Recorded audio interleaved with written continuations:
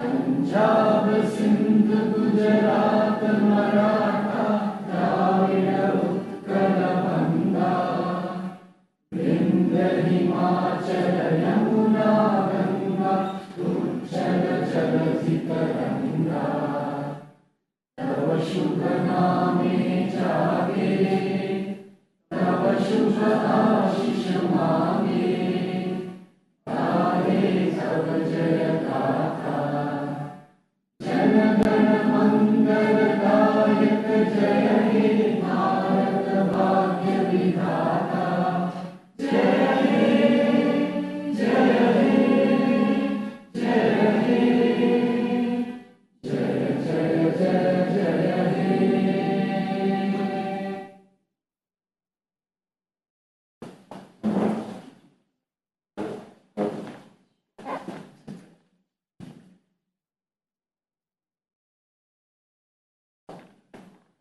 Honorable Vice President of India, Shri Jagdeep, former Secretary to the Governor of West Bengal, Shri Satish Chandra Tiwari, an 84 batch IAS officer, Secretary to the Vice President of India, Shri Sunil Kumar Gupta ji, an 87 batch IAS officer, officers of the 1984 batch of the Indian Administrative Service and distinguished authors of the book at the center of today's event, Shri Ashok Dalwai ji,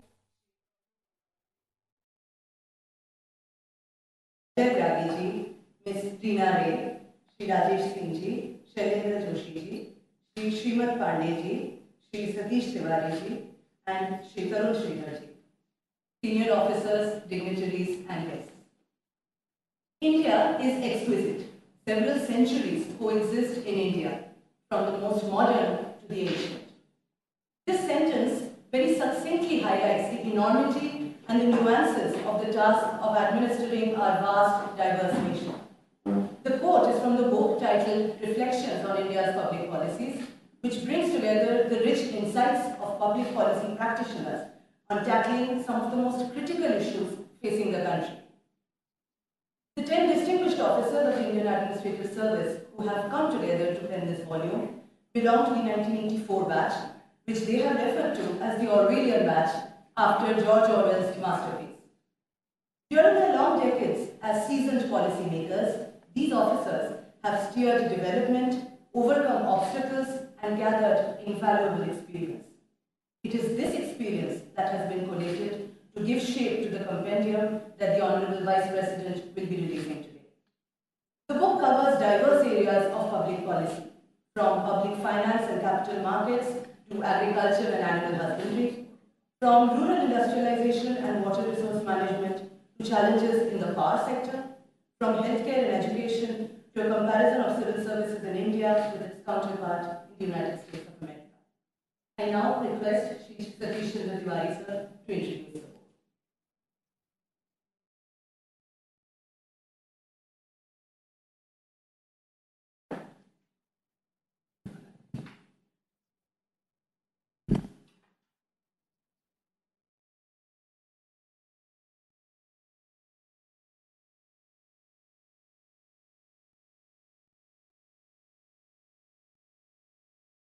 Thank you.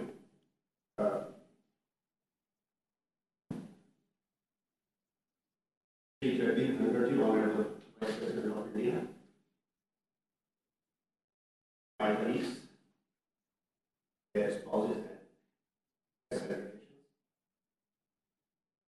It's an honor to be present here to give the introduction of the book, and I feel blessed that Honorable Vice President initially agreed to write the foreword, and after that agreed to release the book. I'm told that this is the third book release being done in Russian, and it is extremely rare event. Sir, thanks again for.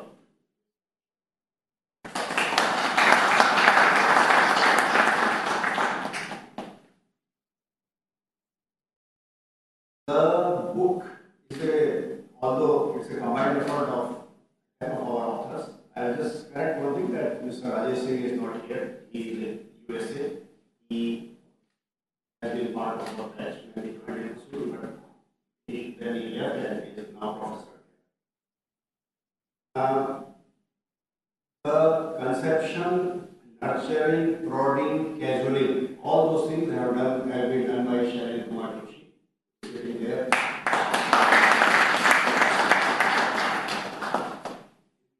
We happened to be long colleagues from IIT OT days, and he has been honest and humble, but he has poured his skills further as Chief Secretary of Telangana, which is very clear when he coordinated with all of us. Practically, he used all sound, down, turned game in varying degrees with everybody, and as you had said initially, that it's very difficult to coordinate with one's own batchmates, particularly so from their service, because everybody after 30 years has developed a different type of policy. So it's all basically because of him. Initially, I also said I will not write anything. He said no. Right? Similarly, others also. Obviously, sir, when we joined, we were good, and by 30 years of experience working, we have developed expertise and also a holistic approach to things. So all of that has been covered when we have written this different articles, and they are on different subjects about which Mr. Joshi will give more details. And I also assure you, sir, that all of 1984 batch is as good. Even if they are not part of this book, they are as good.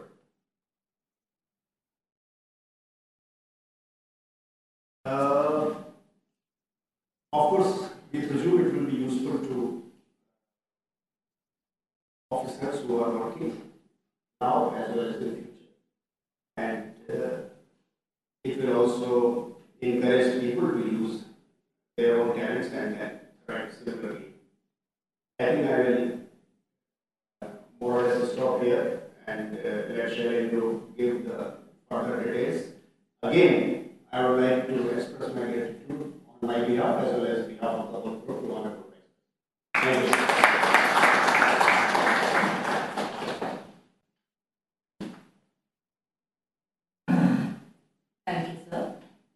invite Shri Shailendra Kumar Joshi ji to deliver the welcome address.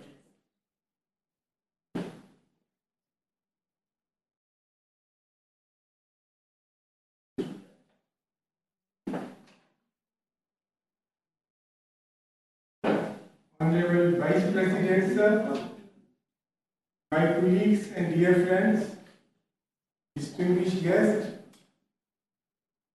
reflection on India's public policies is the labor of love of the entire group. As you mentioned, sir, it is difficult to coordinate with the batchmates, but I really enjoyed working with all of them. My sincere gratitude to all of you to come out with this book. Sir, in order to achieve people-centric governance, it is important to take policy measures that improve the living conditions and provide opportunities for all-round development. And bureaucracy is the spinal cord of governance, sir, as you have mentioned, sir. When we joined in the academy on 21st August 1984, we were youths brimming with ideas. After 38 years, every one of them, each one of them, those who are authors and those who are not part of this, have immense knowledge on different subjects. And some of my colleagues are better than the subject matter experts, sir. Ashok, sir, I will go alphabetically what is their contribution. He is expert on farmers, land use planning policy, rural industrialization. He has dealt with that portion. Arvind is our finance expert, sir, public finances.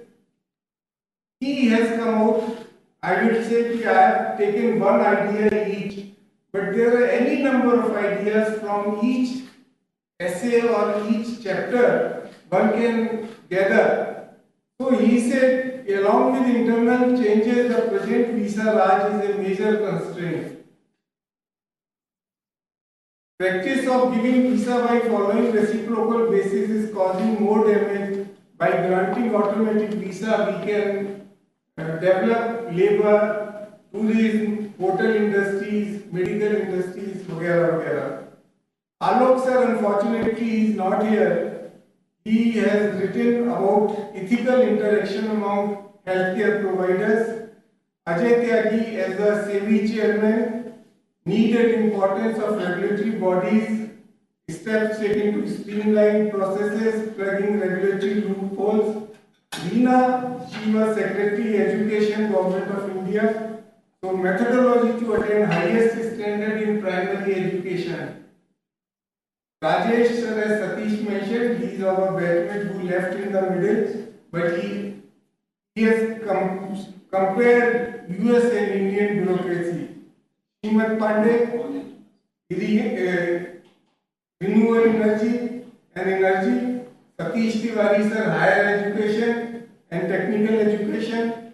Tarun sir is one person who can be considered an expert on animal husbandry, dairy, and really 50% of our population depends on that. He advocated to reorient our perspective of agriculture and allied vocations from being a primary livelihood activity to a viable business proposition. Sir, I have mentioned about sustainable development and project management, water resources management. So, improved resource use efficiency, harnessing natural resources and living in harmony with nature is the only way to achieve sustainable development. With these few words, sir, I am eternally grateful to you for giving this opportunity to us, and we are encouraged. Thank you very much. Thank you, dear friends.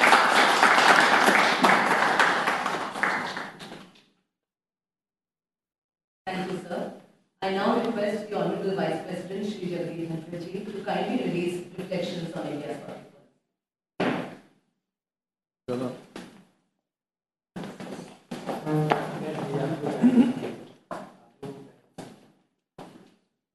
policy. Would request everyone to please be seated. Yeah.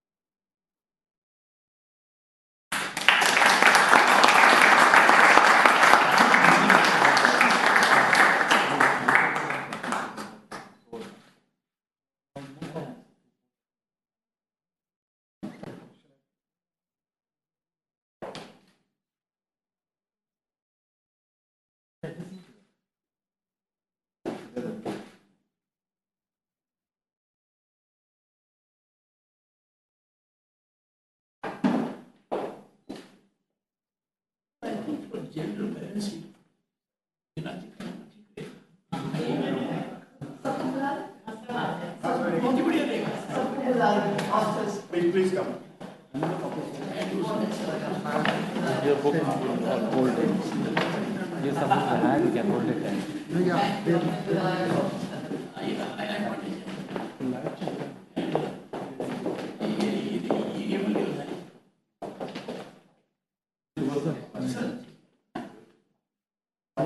Little right. Towards the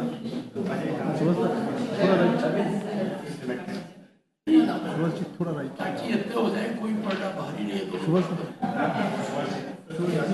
थोड़ा right. Light ज़्यादा. Light ज़्यादा.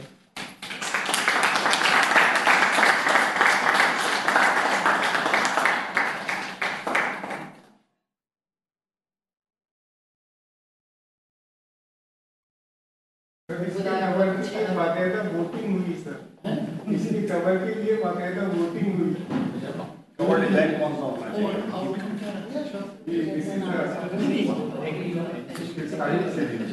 I know, but unanimous नहीं था. Voting की बात कर रहा हूँ ना तो. Democracy was in full play. I think 6-4 or so. इस 2-1 के बाद और में वोट देना बंद कर दिया. 2-1 का वोट हुआ, बाकी लोग abstain.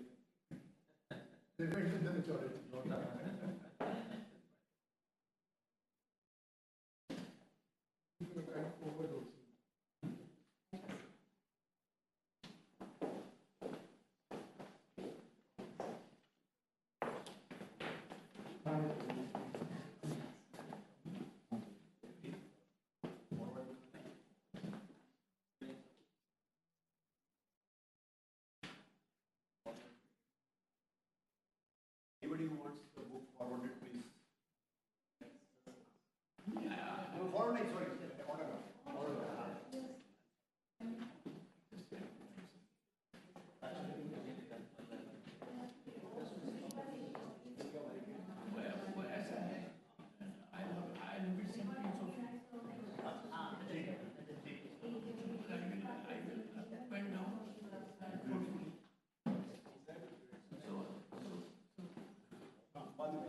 Get as many books as are the authors, plus 2, one for Bhutali, one for. So this is a 2010 batch IS officer, and Rajya is 2010 batch Indian Foreign Service. Then you have a batchmate, Mr. Malik is 1984 Information Service.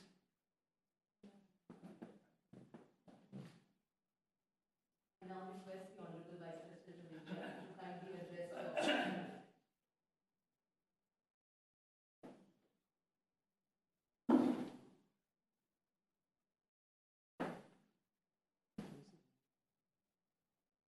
Very warm greetings to all of you. For me, and I think we all remember. I have before me those brilliant minds who contributed both the nation, shaped the destiny for 3.5 decades or more. I have had the occasion that the affirmative test of the power of bureaucracy when I was elected to Parliament in 1989 and had the occasion to be a minister at a junior level. I got the first-hand experience of commitment, dedication, and far-sightedness of Indian bureaucracy acting in that position.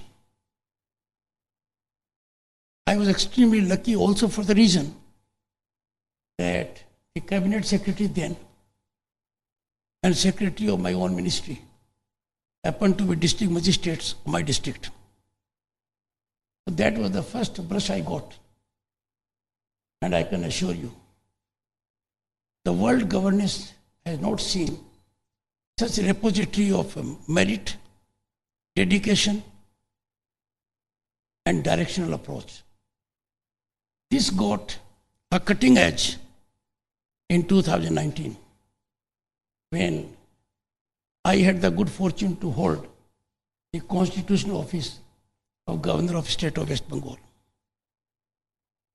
Then I got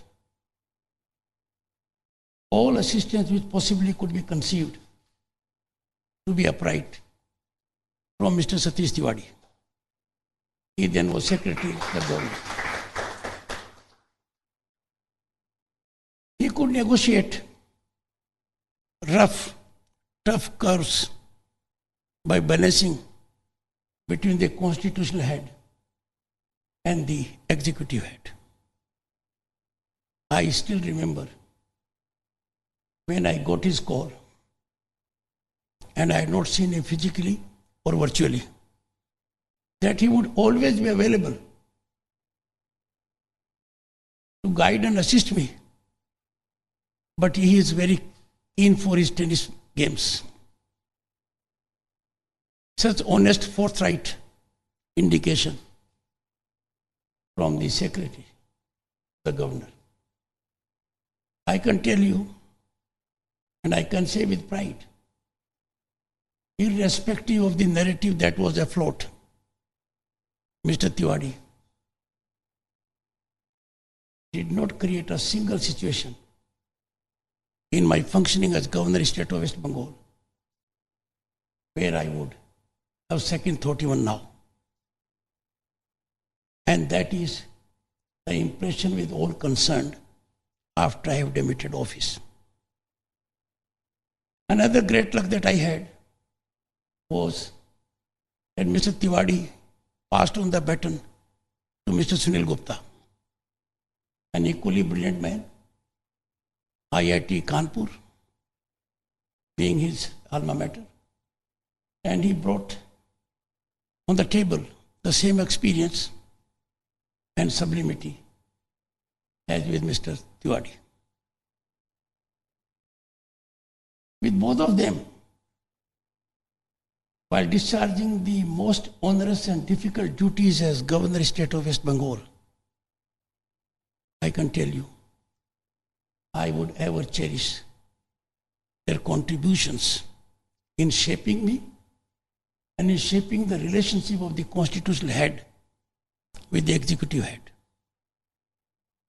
With a high degree of satisfaction after I have demitted office, both at my end and at the end of the executive office. Another gentleman who is present in the audience, his cadre is Rajasthan, a brilliant man, Mr. Pandey, and very brilliant. I had the occasion to appear against him in a court of law. And trust me, my respect for him has ever gone high up. I was wizened in less than 48 hours from very well-meaning quarters that this man has never tripped from ethical path and path of development. This is a great tribute. I do not know personally the rest of you, but I know of you because to engage in due diligence and to be involved is a weakness I have inherited and continue to be guided by my wife, that always make it a point to ensure that we get fully involved in all that we do.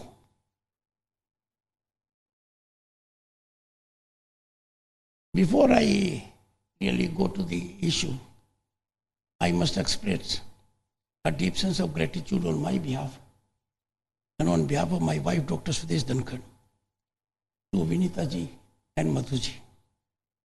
They were spinal strength to Tiwari ji and Sunil ji. Finest ladies who have shaped their families in a manner that exemplifies virtuosity, that exemplifies cultural sublimity. And when there were occasions, both of them came to my rescue. You know it. It is very difficult to deal with this tribe on some occasions. It is satisfying to associate with the release of the book, Reflections on India's Public Policies. The book lives up to its title. Insightful and analytical discourse by 10 esteemed distinguished IAS officers of 1984 batch, seasoned policy makers and executors, bears out their contributions, rich exposure and experience as also concern in the largest democratic governance, now home to 1/6 of humanity. You are aware more than I am that evolution of public policies since independence has been marked with focus on, I am going by time zones, survival, stability, self-sufficiency, and securing equitable growth.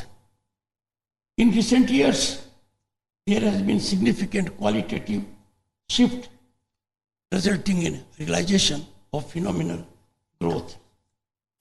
A spectacular and dramatic emergence of governance ecosystem in the last few years has turned out to be a game changer, with visionary initiatives and policies of the Prime Minister catalyzing wholesome environment, making India a favored global destination of investment and opportunity.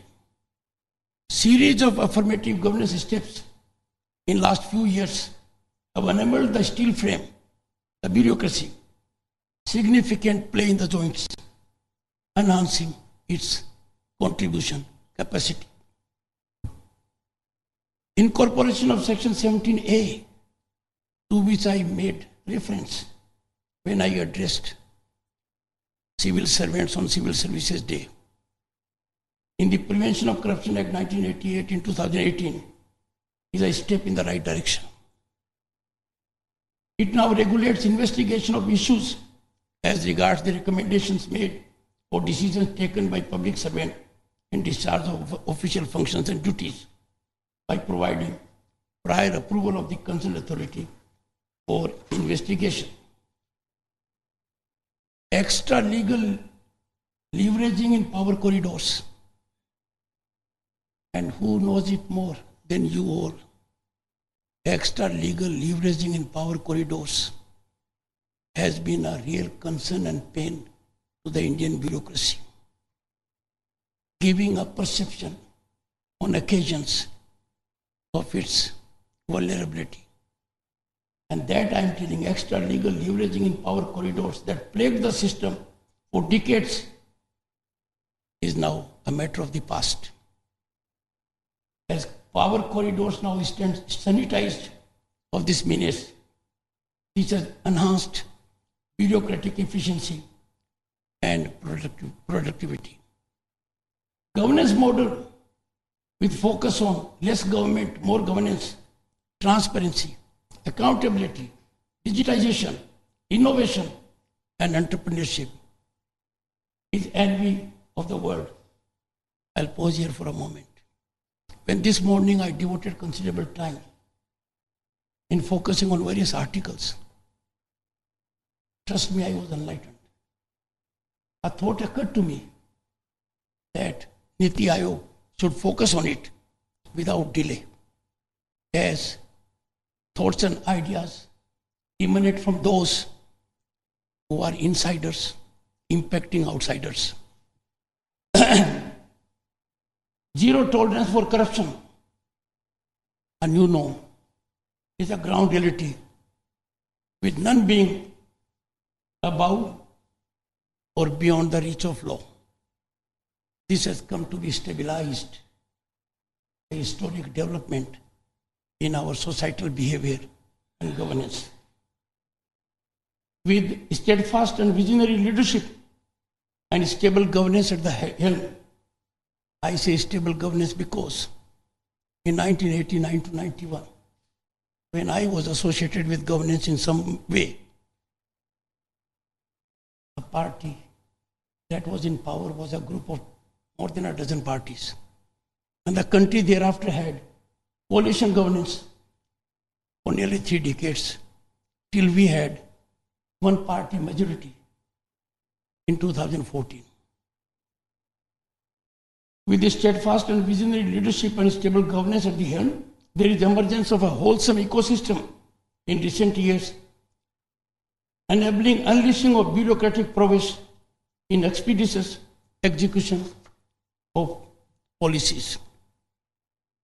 In this stressed global economic scenario, India is the fastest growing economy with inflation under control. Recent news about level of inflation is all the more soothing. Now the 5th largest economy on the planet, we are on way to becoming the 3rd largest economy by turn of the decade, and there is no doubt about it. This upward surge, thanks to bureaucratic commitment and steadfast visionary political leadership, will sure help India, our Bharat, to realize its due place in 2047, when the nation will be celebrating centenary of its independence. Empowerment and upliftment of vulnerable sections has been effected with successful schemes like Pradhan Mantri Jan Dhan Yojana, Ayushman Bharat, Swachh Bharat Abhiyan, and Ujjwala Yojana, ensuring that even the most marginalized sections of our citizens have access to essential services. This remarkable accomplishment is due to the commitment and delivery effected by the civil servants, led by most of you at the relevant time. Civil servants, they are the backbone of governance. They play a fundamental role in implementation of government policies. I have always held the belief that delivery mechanism of our civil servants is unparalleled in the world, unless they are made to drag their feet on account of political agitations. I can assure you, for the last few years, the political tentative hesitation approach is no longer in existence. And this has resulted in incremental contribution of the bureaucracy to the growth trajectory of this nation. When we look around and go to the globe, people greatly appreciate that visionary steps taken by the Indian Prime Minister are being translated into ground reality, and the credit goes to the bureaucracy and such like senior leaders in bureaucracy as you, a group of 10, represent. Digital payment transactions amounted in 2022 to a figure of $1.5 trillion US. If I compute in terms of other global economies, this is 4 times in the same time zone of the transactions effected by US, UK, Germany, and France.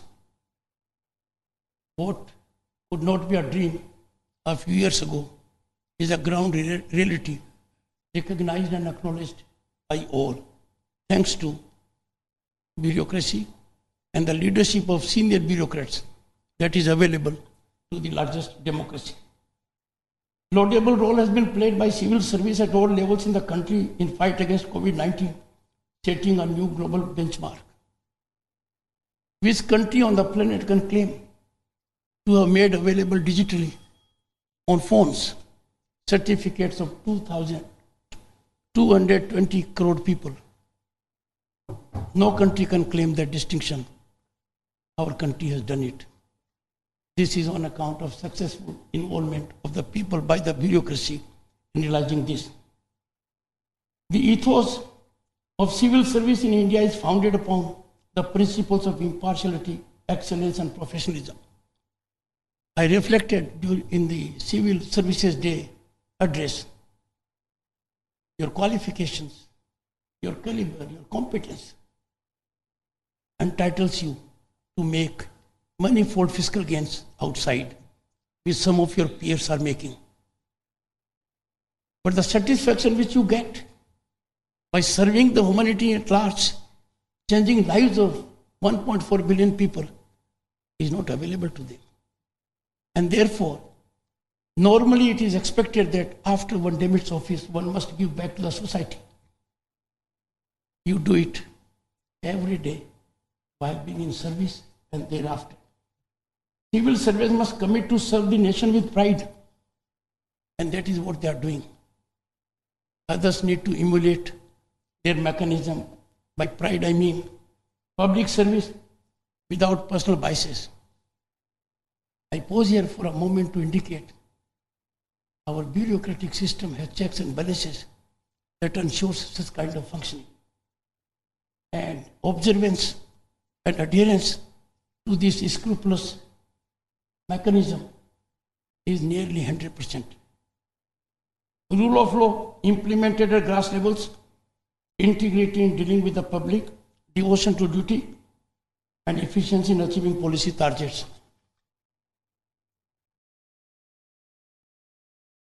Democratic governance poses challenges, and those challenges are unique, and those challenges have to be dealt with. In this difficult situation, civil servants have to exhibit, and they have exhibited, unwavering and steadfast commitment to rule of law and constitution. There can be no alibi or worrisome political ingratiation of officials with the ruling dispensation in some parts of the country, severely straining the sublimity of federalism. This calls for systemic focus by all concerned. I am very particular about it. Ingratiation of the bureaucracy with political masters in a state is generated by compulsive ecosystem. And that compulsive ecosystem can never be overtaken or combated by an individual officer. That can be antidoted and neutralized only by systemic working. I am sure this batch or some other batch will focus primarily on this aspect also. Because political ingratiation of bureaucracy is not only antithetical to democratic governance, but it eats into the system, impedes growth, shakes confidence of the people, and also compromises a sense of Indian constitution, that is federalism. India's vision for 2047 is rightly ambitious, far-reaching, but thanks to bureaucracy and our rich human resource and the right policies that we have in place at the moment, it is achievable, reflecting the country's aspirations to be a leading global power in the 21st century with focus on sustainable growth, social inclusion, and technological advancement. All these aspects, which are essential for any good governance, which are reflected in our 5,000-year civilization ethos, are being realized on the ground at the moment. We are on the right track, and the world is acknowledging it. Civil servants are primarily architects of good policies, visionary policies. And if a proof of that is required, one has to go through this book. The kind of effort that has gone therein, the kind of suggestions that have been made, kind of situations that have been faced, kind of resolutions that have been suggested. And that is required if our nation has to serve the humanity at large, which we are destined to. Soothing to note that experienced senior civil servants have colleagues to share their wisdom experience in the book Reflections on India's Public Policy. I have no doubt this is a testament to the power of collective effort and cooperation. Shailendra Joshi has been credited by Tiwari ji for it. The applause that attended it I can compliment him for doing a tough job.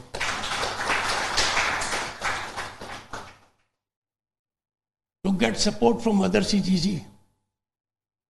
To get cooperation from others is easy. But to get cooperation from batchmates is a tough challenge. The book, by those with decades of immersive involvement with governance, has been structured in a truly holistic manner, encompassing all the critical domains of development governance for the nation, ranging from public finance to health, education. Tiwari could never get out of that syndrome. He always recollected education. Gupta ji would always remember handling elections. Though handling elections, and 3 of them in West Bengal, is an experience worthy to be reflected in a book.